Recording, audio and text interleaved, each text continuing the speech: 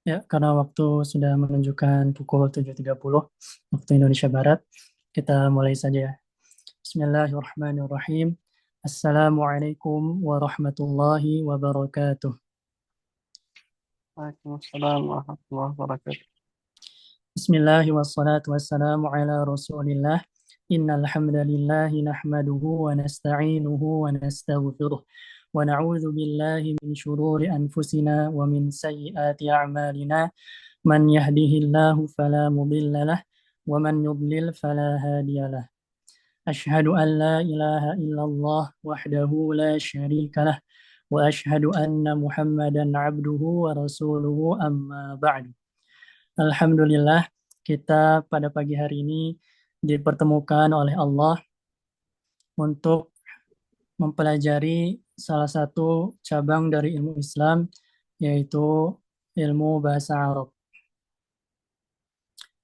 Nah, pada kali ini di dalam daurah pagi ini kita akan mempelajari syarah Muqaddimah Al-Ajurrumiyah, yaitu penjelasan dari matan Muqaddimah Al-Ajurrumiyah atau yang biasa dikenal sebagai Jurumiyah.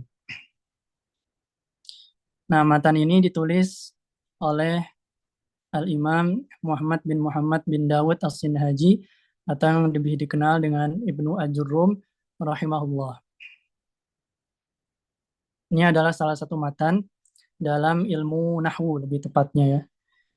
Nah, pada daurah kali ini kita akan mempelajari lebih berfokus kepada ilmu nahwu, namun nanti sedikit akan bersinggungan dengan sorof juga.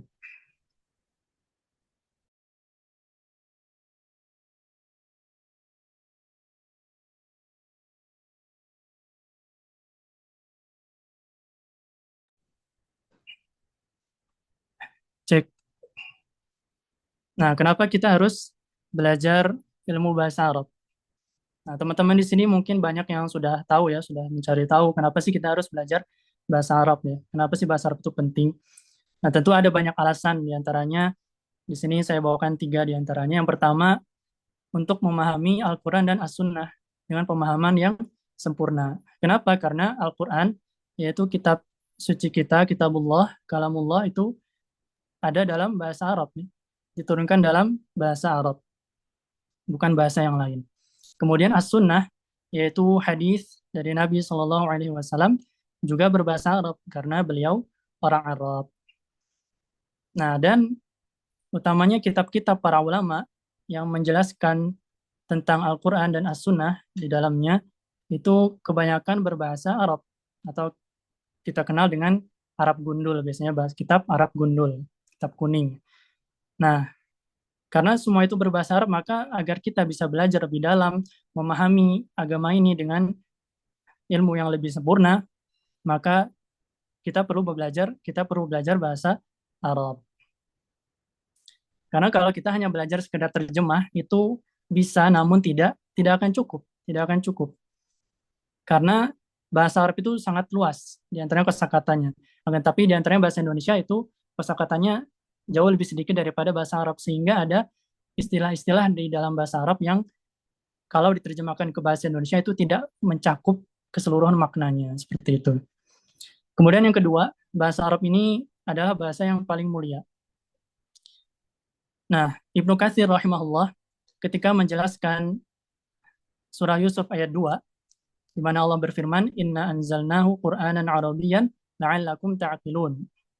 Sesungguhnya kami turunkan Al-Quran dalam bahasa Arab agar kalian memahaminya. Nah, Imam Ibnu Katsir rahimahullah ketika menjelaskan ayat ini, beliau berkata, "Li'anna lughatal Arabi afsahul lughat wa abyanuha wa aktsaruha ta'diyatan lil ma'ani allati taqumu bin nufus." Karena bahasa Arab ini adalah bahasa yang paling fasih, abyanuha, dan yang paling jelas. Kemudian wa aktsaruha ta'diyatan lil ma'ani allati taqumu bin nufus, dan paling banyak mengandung makna-makna yang bisa menggugah, menenteramkan jiwa.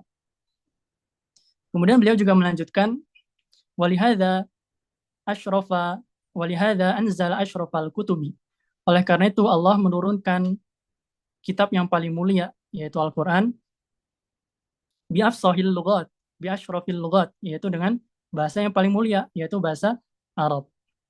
Kemudian ala ashrafir rusul, kepada diturunkan kepada nabi atau rasul yang paling mulia, yaitu Nabi Muhammad sallallahu alaihi wasallam.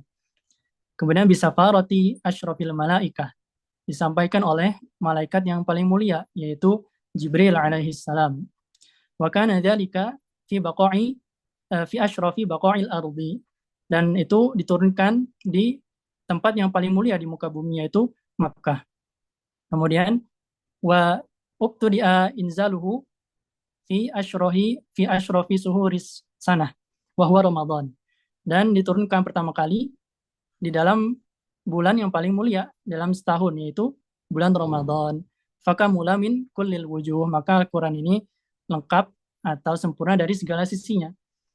Nah, maka Allah menurunkan kitab yang paling mulia, kemudian kepada Rasul yang paling mulia, melalui malaikat yang paling mulia, di tempat dan waktu yang paling mulia, maka sepantasnya Allah menurunkan ini dengan bahasa yang paling mulia pula, yaitu bahasa Arab. Kemudian di antara bahasan lain, kenapa kita harus belajar bahasa Arab? Hukumnya wajib. Hukumnya wajib. Di antaranya disampaikan oleh Syekhul Islam Ibnu Taimiyah rahimahullahu taala, ma'rifatuha fardun wajibun, yaitu hukumnya wajib untuk mempelajari bahasa Arab. Tentu ada yang wajib ain dan ada yang wajib kifayah. Nah, misalnya yang wajib ain, fardu ain, itu adalah bahasa Arab yang berkaitan dengan amalan wajib kita sehari-hari. Misalnya membaca bacaan-bacaan sholat, bacaan Al-Quran di dalam sholat, misalnya Al-Fatihah, itu ya kita harus tahu bagaimana mengucapkan dalam bahasa Arab, tidak boleh dengan bahasa yang lain. Kemudian zikir-zikir dan ya bacaan-bacaan yang di dalam sholat itu harus dengan bahasa Arab, tidak boleh kita menggunakan bahasa selain Arab. Dan juga tentu ada alasan-alasan lain di mana Umar radhiyallahu anhu berkata, ta'allamul arabiyyah fa innaha min dinikum, belajar bahasa Arab karena ia bagian dari agama kalian, dan bahasa Arab ini merupakan syiar Islam. Dan sebagian fuqaha juga melarang misalnya membaca doa di dalam sholat itu dengan bahasa selain bahasa Arab, dan alasan-alasan lainnya. Maka tentu bahasa Arabnya adalah sesuatu hal yang penting di dalam agama kita. Nah, maka sudah sepantasnya kita sebagai seorang muslim untuk mempelajari bahasa yang mulia ini.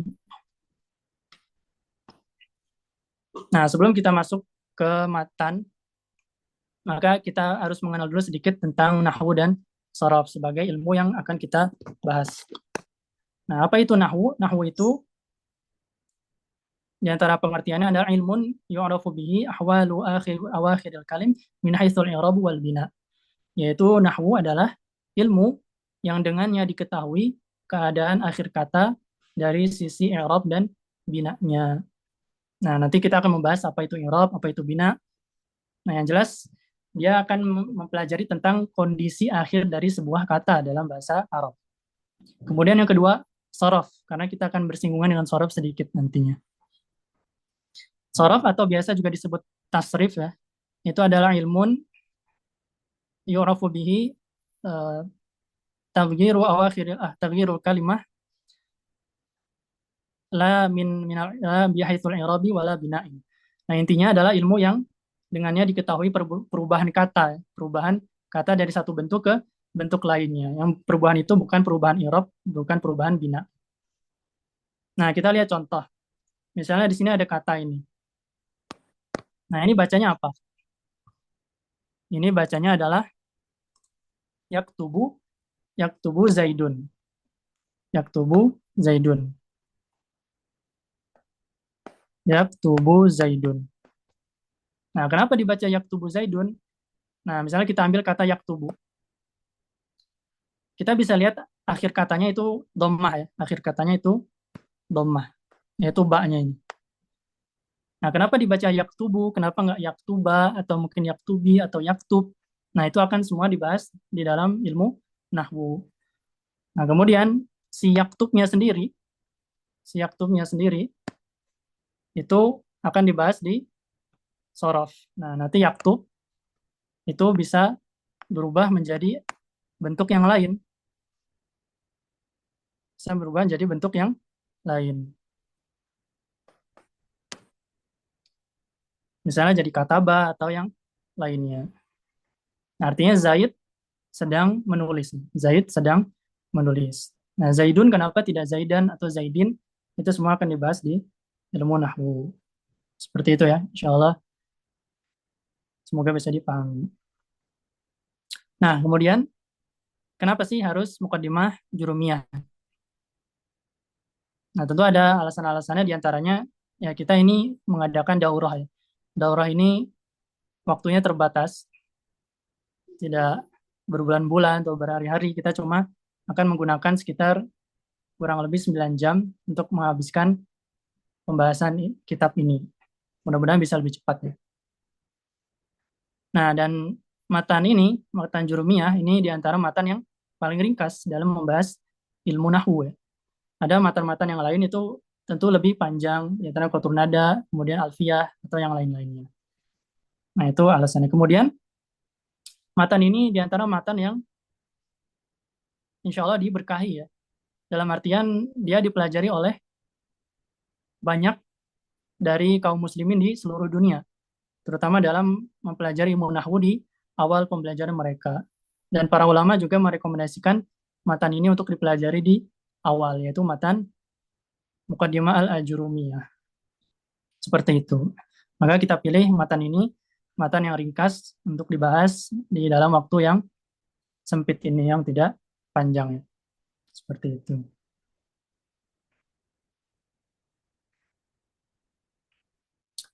Nah, sebelum kita masuk ke sini, ya sedikit bahwasanya ya matan itu di sini berupa matan jurumnya ini berupa nasr ya, atau bukan bukan berupa bait ya, bait syair, bukan manzumah ya.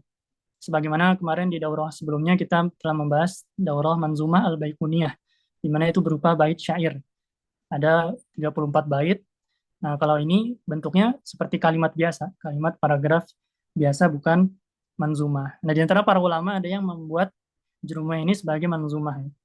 Nah, tapi yang lebih terkenal untuk dipelajari adalah matan nasr ini, yaitu yang prosa, bukan syair, bukan berupa bait syair. Nah, kita langsung saja masuk ke pembahasan pertama dari matan ini, yaitu al-kalam, pembahasan tentang kalam. Silakan dari ikhwas sekalian, ada yang mau membaca matannya? Tafadhol, dipersilakan. Ada yang mau?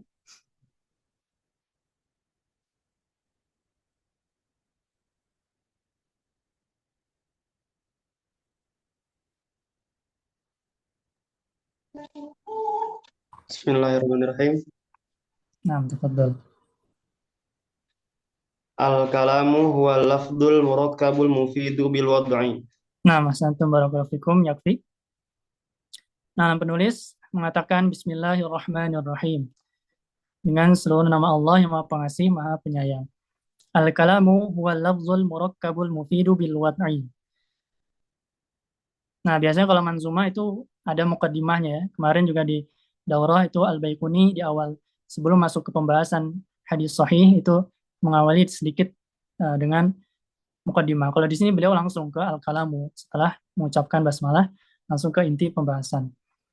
Kalam atau kalimat, ia adalah lafal yang tersusun, murakkab, yang mufid, berfaedah, dan dengan bahasa Arab.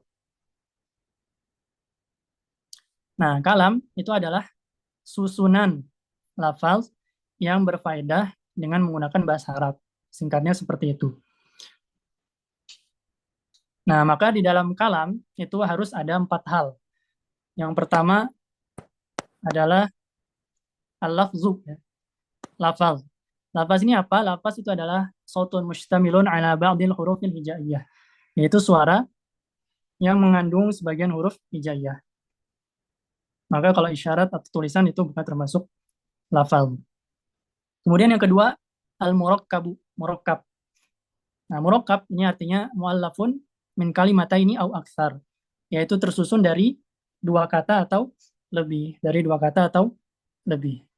Nah, maka kalau 1 kata saja itu tidak termasuk murakkab dan bukan kalam mestinya. Kemudian yang ketiga itu al-mufidu. Mufid. berfaedah. Maksudnya adalah an yahsunu sukutul mutakallimi alaihi, yaitu bagusnya si pembicara ini berhenti setelah mengucapkan kalam tersebut. Nah, artinya kalau misalnya si pendengar itu masih menunggu sesuatu setelah si pembicara ini mengucapkannya, maka itu belum belum mufid, belum berfaedah sempurna. Contohnya misalnya in jaa zaidun. In jaa zaidun artinya apabila Zaid datang. Apabila Zaid datang. Nah, apakah ini mufid? Tidak ya. Ini tidak mufid. Karena si pendengar masih menunggu. Emang kenapa kalau Zaid datang? Nah, makan in jika jika Zaid datang, maka bla bla bla bla. Nah, biasanya harus ada untuk melengkapi faedahnya. Nah, kalau inja Zaidun ini belum belum mufid, maka dia bukan bukan kalam. Bukan kalam. Yang terakhir yang keempat yaitu bil wad'i, yaitu al wad'ul arabi. Yang intinya adalah menggunakan bahasa bahasa Arab. Kalau bahasa yang lain tidak tidak termasuk kalam, tidak termasuk kalam. I am a student. Nah, dengan bahasa Inggris ya bukan kalam karena itu bukan berbahasa Arab. Bahasa kalam itu harus berbahasa Arab. Maka harus terkandung empat hal ini di dalam sebuah kalam. Maka contohnya adalah al-ilmu nafi'un. Contoh kalam al-ilmu nafi'un. Artinya ilmu itu bermanfaat. Ilmu itu bermanfaat. Nah, di sini terkandung lafaz, yaitu suara yang terkandung huruf hijaiyah di dalamnya. Kemudian yang kedua murakkab, dia terdiri dari dua kata. Yang pertama al-ilmu, yang kedua nafi'un. Maka dia murakkab. Yang ketiga mufid. Nah, ilmu itu bermanfaat, titik. Nah, tidak ada sesuatu yang ditunggu oleh pendengar setelahnya. Maka ini sudah mengandung faedah yang sempurna. Kemudian yang keempat bilwatni, yaitu berbahasa Arab. Nah, mudah-mudahan bisa dipahami tentang kalam. Nah, sedikit untuk ya melatih, kita bawakan latihan dari setiap pembahasan.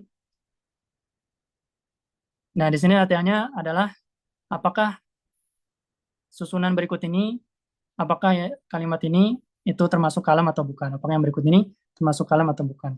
Yang pertama, itu bacanya apa? Al Alkitabu. Tabu.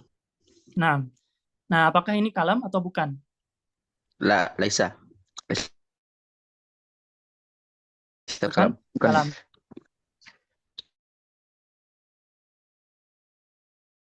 Silakan dijawab. Karena masih butuh penjelasan berikutnya. Nah, yang lebih langsung menjelaskan adalah dia bukan murakkab ya. Dia tidak Murakkab. murakkab. Nah, dia tidak murakkab. Dia cuma satu kata, Alkitabu, kitab itu. Nah, maka dari sini pun dari satu kata sudah tentu dia bukan kalam karena dia butuh minimal dua kata, minimal dua kata. Nah, kalau tadi inja zaidun, walaupun dia tiga kata, dia murakkab tapi tetap dia belum mufid. Nah, kalau Alkitab, dia baru satu kata pun sudah kita tahu bahwa dia bukan kalam. Nah, kemudian yang kedua, bacanya gimana?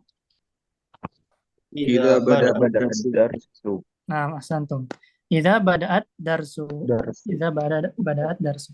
Apabila pelajaran telah dimulai. Apabila pelajaran dimulai. Apakah ini kalam atau bukan? Bukan. Bukan. La. Karena Ghairul mufid. Mufid. nah, dia tidak mufid ya. Ghairu mufidin. Dia tidak mufid, belum mufid. Nah, karena ada idanya di sini ya. Nah, apabila pelajaran telah dimulai, maka bla bla bla bla. Nah, itu masih ada faedah yang kurang di sana. Si pendengar masih menunggu ada sesuatu yang belum lengkap. Maka di sini walaupun dia sudah lafzun, kemudian murakkabun, tapi dia belum mufid. Ahsantum. Yang ketiga, al-mustasyaru, ya. Al-mustasyaru mu'tamanun. Taminun atau tamanun bisa. Al-mustasyaru mu'tamanun. Al-mustasyar itu penasehat, ya. Penasehat atau konselor. Penasehat itu dipercaya. Penasehat itu dipercaya, Iya. terpercaya. Nah, apakah ini kalam atau bukan? Kalam. Kalam. Nah, Kalam. dia kalam. Dia kalam. Ya nahu lafzun murakkabun mufidun bil wat'i. Nah, seperti itu. Ya nahu lafzun, kemudian murakkabun terdiri dari dua kata, yaitu mustasyar dan mu'taman. Kemudian mufid, tidak ada yang ditunggu setelahnya, dan dia berbahasa Arab. Ahsantum barakallahu fikum. Beres pembahasan tentang al-kalam. Insyaallah bisa dipahami. Nah, selanjutnya adalah tentang aksamul kalam. Aksamul kalam. Tafadhol, silakan yang mau baca. Bismillahirrahmanirrahim. Nah, tafadhol akh Namuddin. Wa aksamuhu salasatun. Ismun wa fi'lun wa harfun ja'a li ma'na. Nah, ahsantum barakallahu fikum. Yakfi. Nah, kemudian penulis menganjutkan wa aqsamuhu salasatun. Ismun wa fi'lun wa harfun ja'a li ma'nan. Dan bagian dari kalam itu ada 3. Ismun yang pertama isim, wa fi'lun yang kedua fi'il, dan ketiga harfun ja'a li ma'nan, yaitu huruf yang memiliki makna, huruf yang memiliki makna. Jadi 3 itu. Nah, bagian kalam itu ada 3, isim, fi'il, dan huruf. Apa itu masing-masing dari ketiganya? Isim itu adalah kalimatun dalat ala ma'nan fi nafsiha walam taktarin bi zaman, yaitu kata yang menunjukkan pada suatu makna dengan sendirinya, dan poin keduanya adalah dia tidak terkait dengan waktu. Dia tidak terkait dengan waktu. Contoh, Zaidun, yaitu Zaid. Ya, Zaidun, Zaid. Kemudian Farosun, apa? Ada yang tahu? Farosun itu kuda. Kuda. Kuda. Kemudian Usfur, Burung. burung ya, burung usfur, burung kutilang. Kemudian Zahratun, Bunga. bunga. Baitun, Rumah. rumah. Zakaun, Cerdas. nah, kecerdasan ya. Nah, Kecerdasan. kecerdasan. Nah, semua ini adalah isim. Dia masing-masing menunjukkan pada suatu makna dan tidak terikat dengan waktu. Kemudian yang kedua fi'ilun, yaitu fi'il. Apa itu? Yaitu kalimatun dalat ala ma'nan fi nafsiha waqturinat bizaman. Qurimat bizamanin. Yaitu kata yang menunjukkan pada suatu makna dengan sendirinya sebagaimana isim, tapi bedanya dengan isim, fi'il itu terikat dengan waktu, terikat dengan waktu. Contohnya doroba yatribu idrib. Doroba itu artinya telah memukul. Telah memukul. Nah, dia menunjukkan memukul pada waktu yang telah lampau. Kemudian yatribu, sedang atau akan memukul. Sedang atau akan memukul. Kemudian yadrib artinya pukul lah. Ini kata kerja perintah. Kata kerja perintah. Nah, maka ketiga ini terikat dengan waktu. Kemudian yang ketiga adalah harfun ja'a di ma'nan, yaitu harf atau huruf adalah kata yang menunjukkan kalimatun dalat ala ma'nan fi ghairiha. Nah, bukan fi nafsiha, yaitu kata yang menunjukkan pada suatu makna dengan selainnya. Artinya dia tidak bisa berdiri sendiri. Kalau sendiri dia tidak dapat dipahami faedahnya. Contohnya lam, fi, dan hal. Lam artinya tidak. Tidak apa? Misalnya lam yalid, walam yulad, tidak beranak dan tidak diperanakan. Kemudian fi, di dalam. Di dalam apa? Nah, harus ada kata lain untuk menunjukkan maknanya. Fi fil baiti, di dalam rumah. Hal apakah? Hal yahduru, apakah dia telah hadir misalnya, dan lain-lain. Nah, kalau dia sendirian, tidak sempurna maknanya. Faedahnya kurang. Itu harfun ja'a li ma'nun. Nah, ada sedikit latihan. Ini dari surat Al-Alaq. Yang pertama, Iqra wa rabbukal akram. Bacalah dan Tuhanmu lah yang maha pemurah. Iqra ini isim, fi'il atau huruf? Fi'il. Fi'il. Kemudian wa, di sini ada wa. Huruf. Huruf. Huruf. Kemudian rabbuka, Isim. isim. Nah, al-akram, Isim. isim. Kemudian selanjutnya allazi, Isim. isim ya. Nah, nanti kita akan bahas. Allama, Fiil. Fiil. Jadi ada yang isim kayaknya. Fiil ya ini. Alama itu fiil. Fiil. Kemudian ada ba, bi, ini Huruf. ada Huruf. huruf ya. Kemudian al-qalam, Isim. isim. Alladzi 'allama bil qalam. Itu Allah yang mengajarkan dengan al-qalam, pena. Nah, yang terakhir alamat insan malam ya alam. Alama tadi sudah fiil ya. Kemudian al-insan Isim. Isim. isim. Ma, Isim. Huruf. nah ada yang bilang isim, ada yang huruf. Apakah ini isim atau huruf? Apakah ini huruf atau isim? Isim. Nah, ma itu memang ada Isim. pembahasan sendiri ya. Kalau di dalam kalimat ini, itu dia jadi isim. Dia isim. Nah, kalau ma bisa juga jadi huruf, itu nanti di kalimat yang berbeda. Nah, itu bahasan nanti. Kemudian lam, Huruf. huruf. Kemudian ya alam, Fiil. ya, santum. Allamal insana ma lam ya alam. Allah telah mengajarkan manusia apa yang ia tidak ketahui. Nah, ini sedikit tentang membedakan mana isim, fiil, dan huruf. Nah, mudah-mudahan bisa dipahami. Kalau ada pertanyaan bisa lewat kolom chat ya. Kalau tidak ada pertanyaan, kita lanjutkan dulu ke tanda-tanda isim, yaitu alamatul ismi. Alamatul ismi. Nah, silakan ada yang mau baca. Bismillah. Mana, Ustaz? Nah, tadi yang duluan dulu ya. Silakan yang duluan, tafadhol baca. فالاسم يعرف بالخفض والتنوين ودخول الألف واللام وحروف الخفض وهي من وإلى وعن وعلى وفي ورب والباء والكاف واللام وحروف القسم وهي الواو والباء والتاء. Nah, santum. Barakallahu fikum. Kemudian penulis melanjutkan, falismu yu'rafu bil khafdi wat tanwini wa dukhulil alfi wal lami wa hurufil khafdi wa hiya min wa ila wa an wa ala wa fi wa rubwa wal ba wal kaf wal lamu wa huruful qasami wa hiya al waw wal ba wat ta. Maka isim itu diketahui dengan. Nah, jadi berikut adalah tanda-tanda isim yang dengannya isim bisa diketahui. Yang pertama bil khafdi, yaitu dengan khafat. Nanti kita akan bahas. Nah, tapi juga yang kita pakai nanti ini ada dua istilah, ada khafat, ada al-jar ya. Nanti kita akan pakai yang al-jar saja. Kemudian yang kedua tanwin, yang ketiga masuknya alif lam, yang keempat huruf khafat atau huruf jar, masuknya huruf jar. Yaitu apa saja huruf jar? Yaitu min, kemudian ila, an, ala, fi, ruba, alba, al-kaf, dan lam. Kemudian di antara huruf jar juga ada yang namanya huruf qasam, yaitu huruf sumpah, yaitu waw, ba, dan ta. Nah, kita akan jelaskan.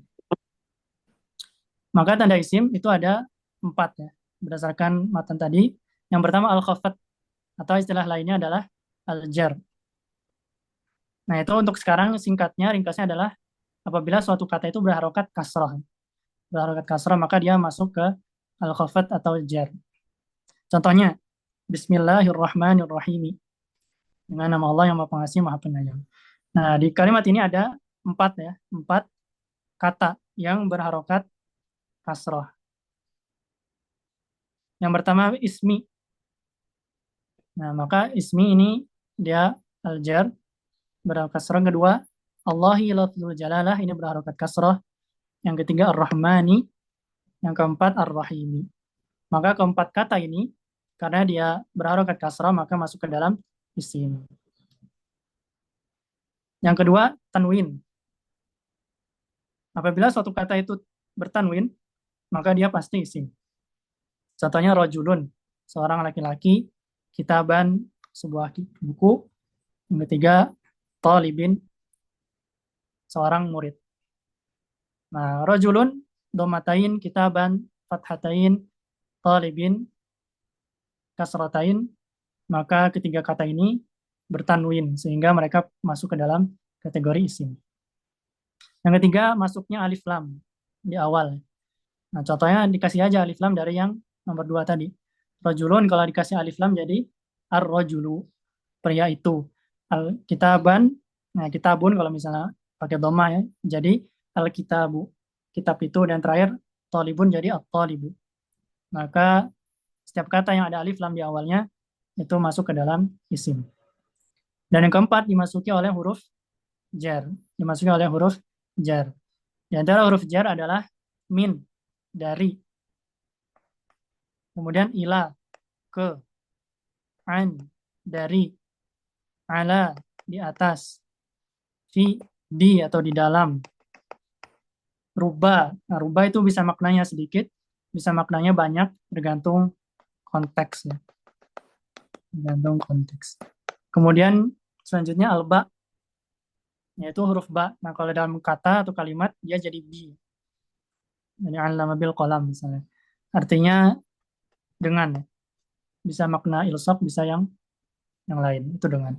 Kemudian selanjutnya al-kaf, ini maknanya tasbih, yaitu menyerupaan.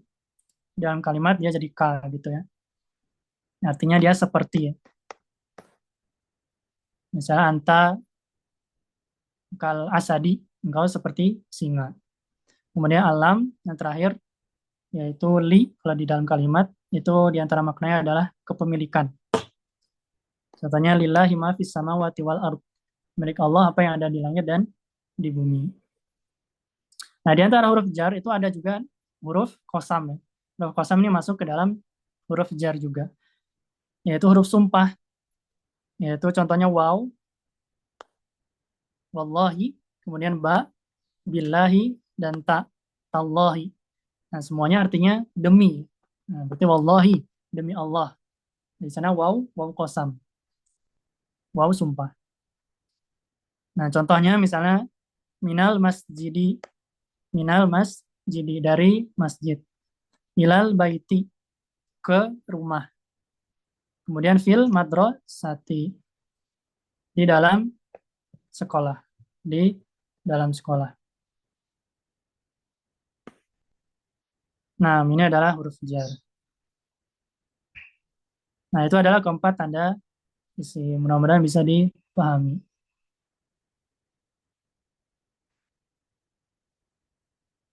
Sampai sini ada pertanyaan? Nah, sini dulu.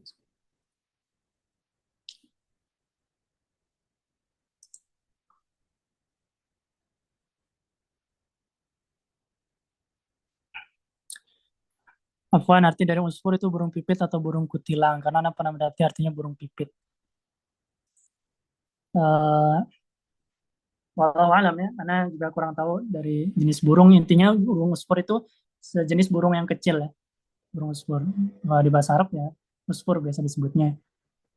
Kalau burung pipit, bedanya dengan burung kutilang, mana kurang tahu. Mungkin bisa disampaikan. Intinya burung yang kecil. Burung yang kecil. Seperti itu. Bagaimana cara membedakan huruf jar dengan al-khafat? Membedakan huruf jar dengan al-khafat. Nah, nah di sini sebenarnya ada dua tanda yang saling berkaitan sih, tapi enggak juga. Yaitu tanda yang pertama dan tanda yang keempat. Nah, yang pertama itu al-khafat atau al-jar, itu kondisi si isimnya itu sendiri, kondisi si katanya. Dia berharokat kasroh. Nah, memang salah satu sebab yang membuat suatu isim itu menjadi kasroh akhirannya, itu adalah huruf jar. Itu adalah huruf jar. Itu adalah salah satu penyebab dia menjadi kasroh. Nah, tapi ada penyebab yang lain. Ada sebab yang lain. Nah, contohnya bismi. Bismi ini sebenarnya terdiri dari dua kata. Yang pertama ba, bi, kemudian ketemu dengan ismun. Nah, jadi bismi. Nah, maka ismi itu adalah sebuah kata yang dimasuki oleh huruf jar. Dan dia berada atau dia juga dalam kondisi al-jar atau al-khafat, yaitu berharokat kasrah. Nah, jadi dia berkaitan. Tapi ada sebab-sebab lain yang menyebabkan dia menjadi kasrah selain huruf jar. Nah, kalau yang keempat ya udah dia ada kata, kemudian sebelumnya itu ada huruf jar, maka si kata ini pasti isim. Seperti itu. Nah, mudah-mudahan bisa dipahami. Ada lagi? Afwan Ustaz, Nah, silakan. kalau dalam satu kalimat itu bisa terkumpul semua nggak sih tanda-tanda isimnya? Nah, pertanyaan bagus, Santum. Apakah dalam satu kata, dalam kalimat itu bisa terkumpul semua tanda? Tidak bisa. Tidak bisa. Maksimal itu tiga. Maksimal tiga. Kenapa? Karena tanwin dan alif lam itu tidak akan pernah bersatu. Layaknya air dan minyak. Tanwin dan sebentar. Ini ada kucing. Sebentar, Afwan.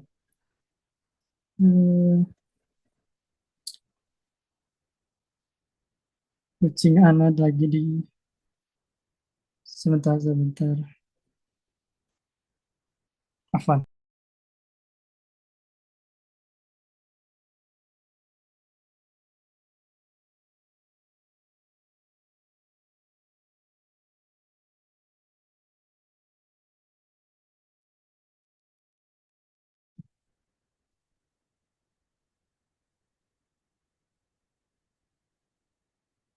Matang tapi di rumah berangkat.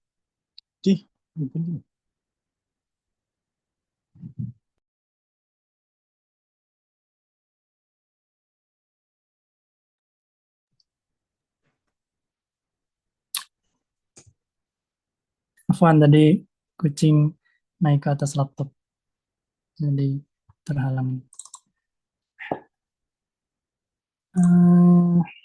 Ya, tadi yang maksimal terkumpul dalam satu kata itu tiga. Karena tanwin dengan alif lam tidak akan bersatu. Kalau dia bertanwin, pasti tidak ada alif lam di dalamnya. Tapi kalau ada alif lam, pasti tidak bertanwin. Tapi kalau tanda 1 dan 4, ya bisa aja tadi contohnya. Contohnya misalnya, ya, minal masjid aja itu. Ini kan yang pertama dia berharokat kasroh.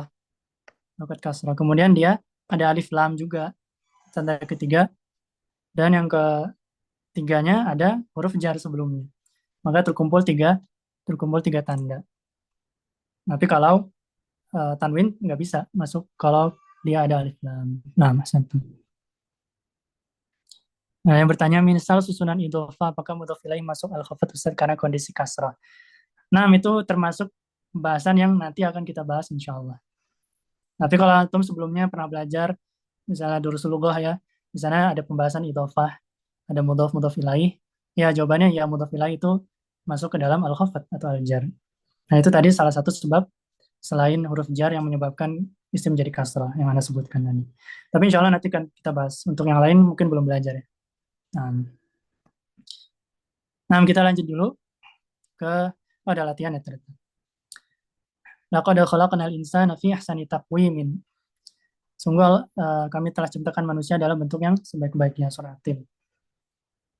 Nah, di sini kita dapatkan beberapa isim ya. Yang pertama apa?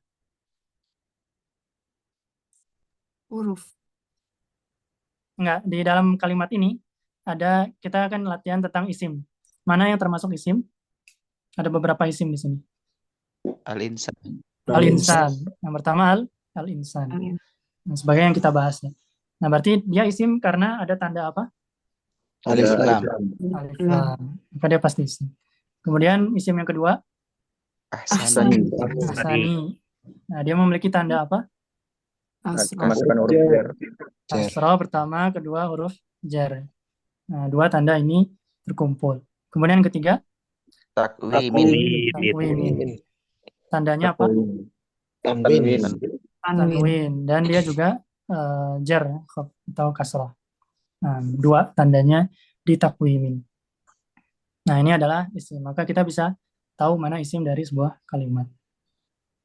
Nah, kemudian kita lanjutkan ke berikutnya tentang tanda fi'il. Silakan ada yang mau baca?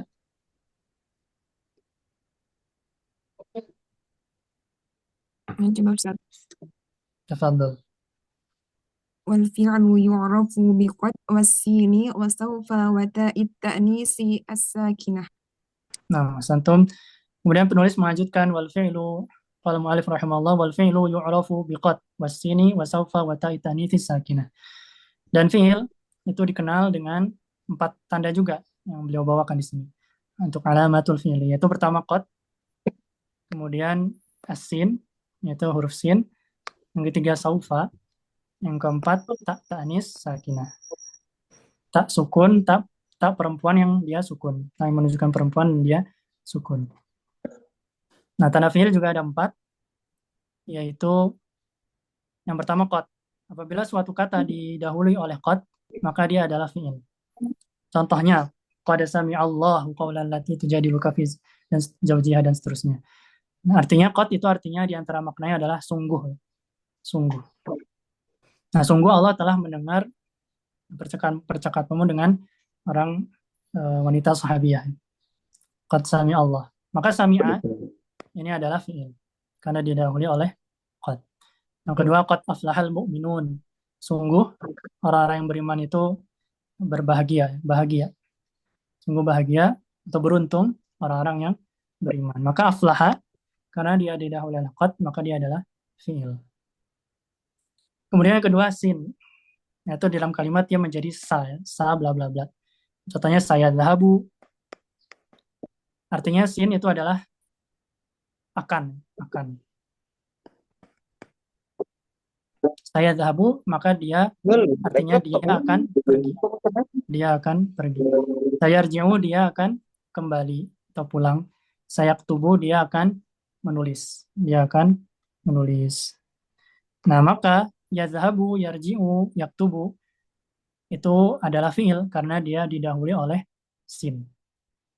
Yang ketiga saufa. Saufa juga artinya akan tetapi dia lebih jauh lagi daripada akan. Biasa diartikan dengan kelak. Akan untuk jarak yang lebih jauh. Contohnya saufa ta'lamun. Kala saufa ta'lamun. Sekali-kali tidak, saufa ta'lamun. Kelak kalian akan mengetahui. Yaitu balasannya di akhirat nanti misalnya. Itu lebih jauh lagi. Kemudian saufa astaghfirulakum rabbi. Ini diantaranya ucapan Nabi Yakub ya. Kelak aku akan memintakan ampunan untuk kalian. Saufa astaghfiru. Maka ta'lamun, kemudian astaghfiru merupakan fi'il. Pasti fi'il karena dia didahului oleh saufa. Dan yang keempat adalah tak ta'nis sakinah. Yaitu huruf tak sukun di akhir sebuah kata yang menunjukkan dia perempuan. Contohnya, katabat, dhahabat, alimat. Katabat, dia seorang perempuan telah menulis.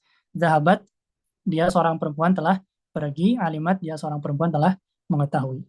Maka katabat, dhahabat, alimat ini adalah fi'il. Karena diakhiri oleh ta'nis as-sakinah. Seperti itu. Nah, kemudian sedikit selanjutnya adalah tentang harf. Silakan ada yang mau baca matanya.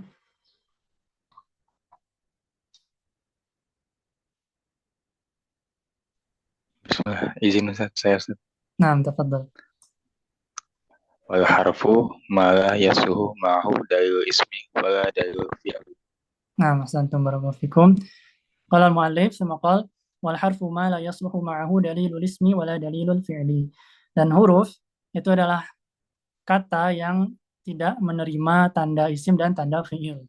Sederhananya seperti itu. Nah, maka tanda dari harf itu adalah tidak menerima tanda isim maupun tanda fi'il. Udah beres tentang harf.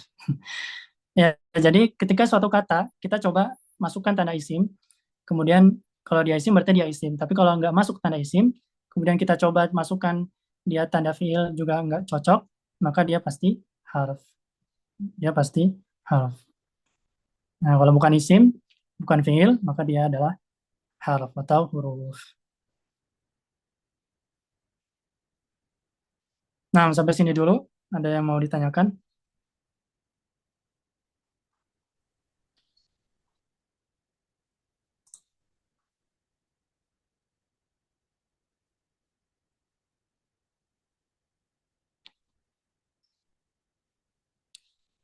Nah, pertanyaan pertama, apakah qad selalu dimaknai sungguh atau bisa makna lain? Nah, jadi terutama untuk huruf ya, qad ini salah satu dari huruf. Di dalam bahasa Arab, satu huruf itu bisa memiliki banyak makna. Bisa memiliki banyak makna. Jadi tidak cuma satu. Dan qad ini adalah salah satunya. Qad itu maknanya bukan hanya sungguh, ada makna-makna yang lain. Tapi memang sengaja Anda tidak jelaskan karena takut terlalu panjang. Itu ada pembahasannya di syarah-syarah jurumiyah. Ada qad apabila ini dan itu dan seterusnya. Kalau qad yang tadi Anda bawakan itu qad yang maknanya sungguh. Qad yang lain bisa bermakna taklil atau terkadang. Bisa juga maknanya sebentar lagi. Contohnya misalnya qad qamatis shalah. Qad qamatis shalah. Di dalam iqamah artinya bukan sungguh sholat telah ditegakkan kan? Atau belum? Itu baru mengajak orang lain untuk sholat. Artinya itu qad-nya bukan makna sungguh tapi makna sebentar lagi. Sebentar lagi sholat akan ditegakkan. Nah, kemudian apakah boleh penggunaan qad, saufa, dan sa boleh digabungkan dalam satu kalimat? Ana belum mendapati sih itu digabungkan dalam satu kalimat. Digabungkan dalam satu kalimat.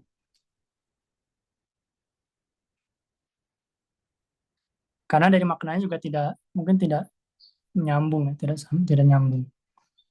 Wallahu alam bisa jadi ada, tapi yang Anda dapati sampai saat ini tidak digabungkan dalam satu kalimat. Nah, untuk mutadafil hanya 4 saja atau jenis lainnya juga? Nah, pertanyaan bagus.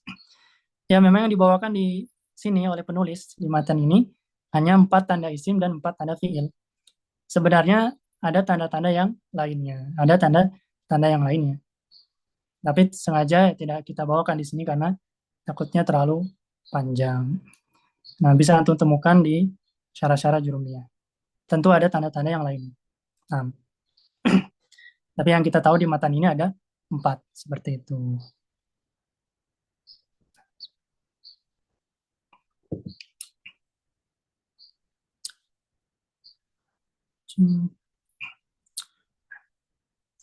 Nah, ini sudah 45 menit. Mungkin kita akan ada istirahat juga sekitar per 45 menit sekali. Karena mengingat waktunya cukup panjang ini nanti sampai zuhur, kemudian sampai asar, total 9 jam. Maka tentu perlu ada istirahat-istirahat. Nah, mungkin pembahasan sesi pertama ini kita sampai di sini. Insya Allah kita istirahat dulu sekitar 5 menitan. Nanti